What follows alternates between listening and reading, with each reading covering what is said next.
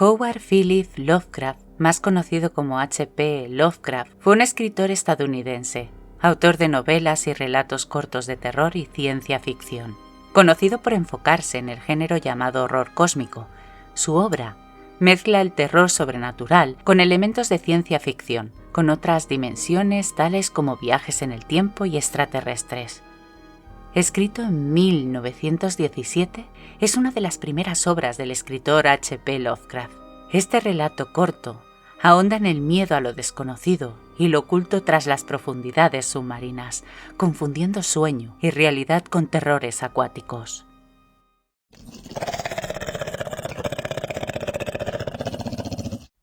Dagon. Escribo esto bajo una fuerte tensión mental, ya que cuando llegue la noche habré dejado de existir. Sin dinero y agotada mi provisión de droga, que es lo único que me hace tolerable la vida, no puedo seguir soportando más esta tortura. Me arrojaré desde esta ventana de la guardilla a la sórdida calle de abajo. Pese a mi esclavitud a la morfina, no me considero un débil ni un degenerado. Cuando hayan leído estas páginas atropelladamente garabateadas, quizás se hagan idea, aunque no del todo, de por qué tengo que buscar el olvido o la muerte. Fue en una de las zonas más abiertas y menos frecuentadas del anchuroso Pacífico, donde el paquebote en el que iba yo de sobrecargo cayó apresado por un corsario alemán. La Gran Guerra estaba entonces en su comienzo y las fuerzas oceánicas de los hunos aún no se habían hundido en su degradación posterior. Así que nuestro buque fue capturado legalmente y nuestra tripulación tratada con toda la deferencia y consideración debidas a unos prisioneros navales. En efecto, tan liberal era la disciplina de nuestros opresores que 5 días más tarde conseguí escaparme en un pequeño bote, con agua y provisiones para bastante tiempo. Cuando al fin me encontré libre y a la deriva, tenía muy poca idea de cuál era mi situación. Navegante poco experto, solo sabía calcular de manera muy vaga, por el sol y las estrellas, que estaba algo al sur del Ecuador. No sabía en absoluto en qué longitud y no se divisaba isla ni costa alguna. El tiempo se mantenía bueno y durante incontables días navegué sin rumbo bajo un sol abrasador, con la esperanza de que pasara algún barco o de que me arrojaran las olas a alguna región habitable. Pero no aparecían ni barcos ni tierra y empecé a desesperarme en mi soledad, en medio de aquella ondulante e interrumpida inmensidad azul. El cambio ocurrió mientras dormía. Nunca llegué a conocer los pormenores porque mi sueño, aunque poblado de pesadillas, fue interrumpido. Cuando desperté finalmente, descubrí que me encontraba medio succionado en una especie de lodazal viscoso y negruzco que se extendía a mi alrededor, con monótonas ondulaciones hasta donde alcanzaba la vista, en el cual se había adentrado mi bote cierto trecho. Aunque cabe suponer que mi primera reacción fuera de perplejidad ante una transformación del paisaje tan prodigiosa e inesperada, en realidad sentí más horror que asombro, pues había en la atmósfera y en la superficie putrefacta una calidad siniestra que me heló el corazón. La zona estaba corrompida de peces descompuestos y otros animales menos identificables que se veían emerger en el cieno de la interminable llanura. Quizá no deba esperar transmitir con meras palabras la indecible repugnancia que puede reinar en el absoluto silencio y la estéril inmensidad. Nada alcanzaba a oírse, nada había a la vista, salvo una vasta extensión de légamo negruzco. Si bien la absoluta quietud y la uniformidad del paisaje me producían un terror nauseabundo. El sol ardía en un cielo que me parecía casi negro por la cruel ausencia de nubes. Era como si reflejase la ciénaga tenebrosa que tenía bajo mis pies. Al meterme en el bote encallado, me di cuenta de que solo una posibilidad podía explicar mi situación. Merced a una conmoción volcánica del fondo oceánico, había emergido a la superficie, sacando a la luz regiones que durante millones de años habían estado ocultas bajo insondables profundidades de agua. Tan grande era la extensión de esa nueva tierra emergida debajo de mí que no lograba percibir el más leve rumor del oleaje.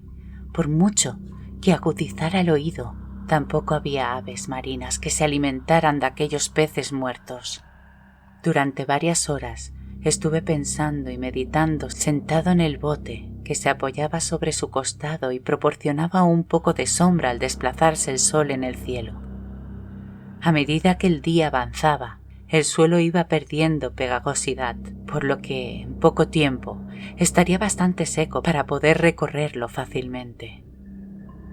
Dormí poco esa noche y al día siguiente me preparé una provisión de agua y comida a fin de emprender la marcha en busca del desaparecido mar y de un posible rescate. La mañana del tercer día comprobé que el suelo estaba bastante seco para andar por él con comodidad.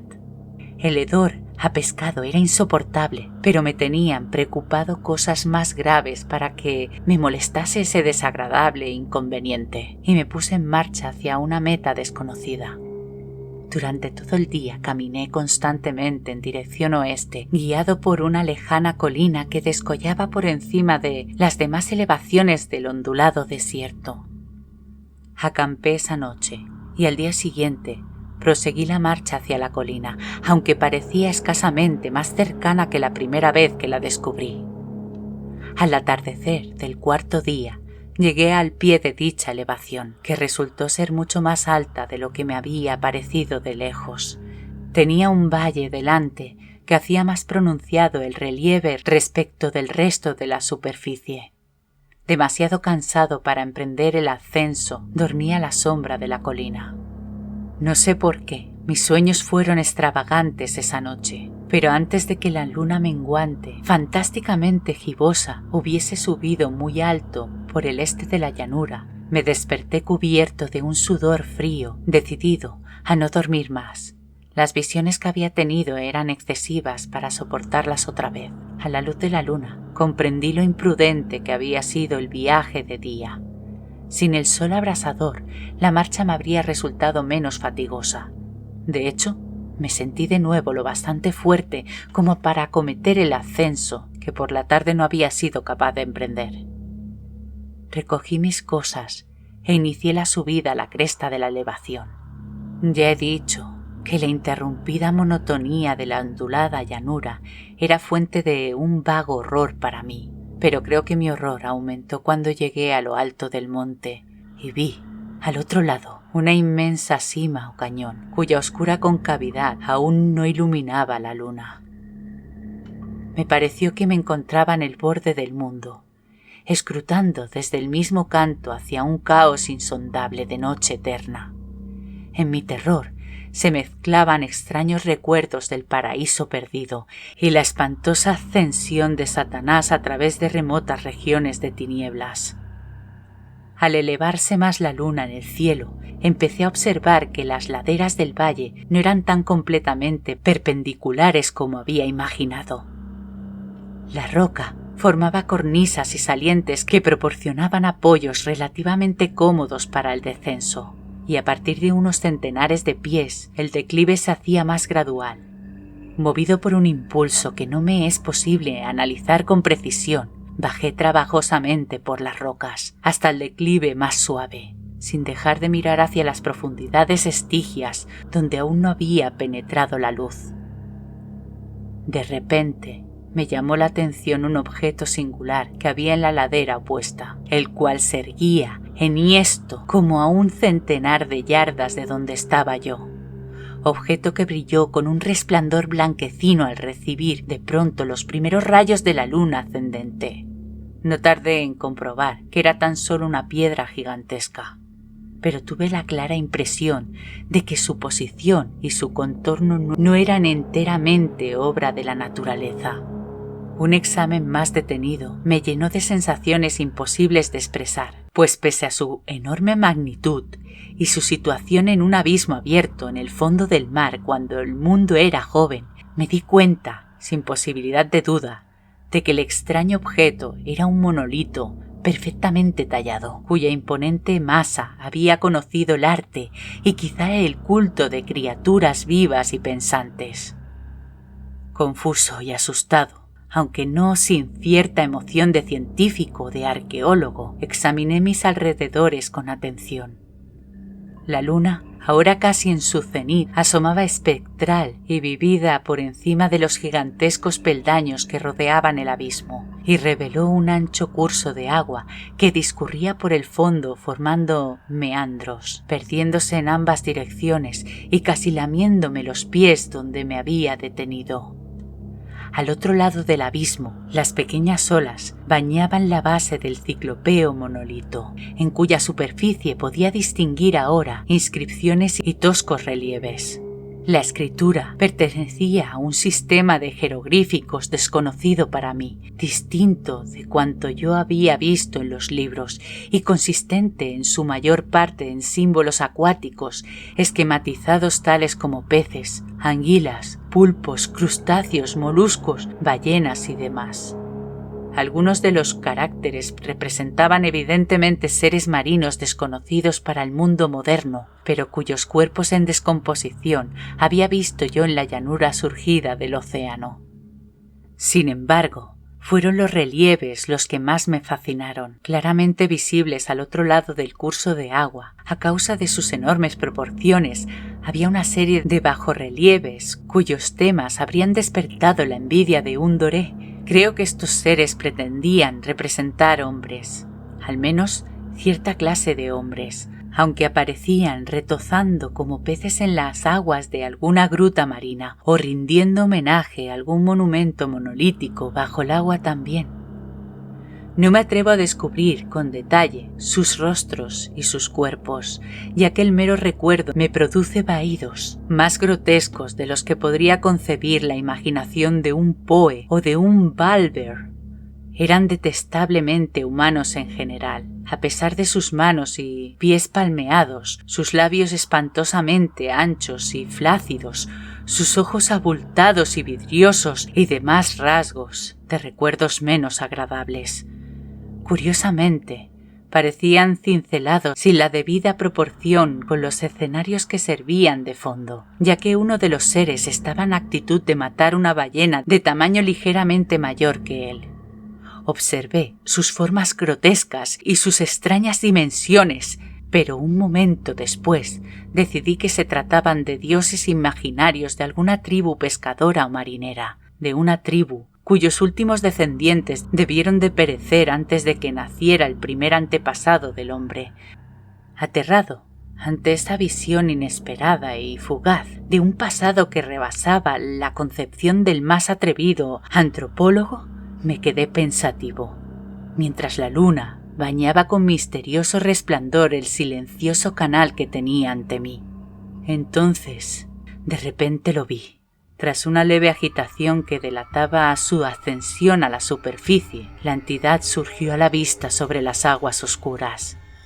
Inmenso, repugnante, aquella especie de Polifemo saltó hacia el monolito como un monstruo formidable y pesadillesco, y lo rodeó con sus brazos enormes y escamosos, al tiempo que inclinaba la cabeza y profería ciertos gritos acompasados.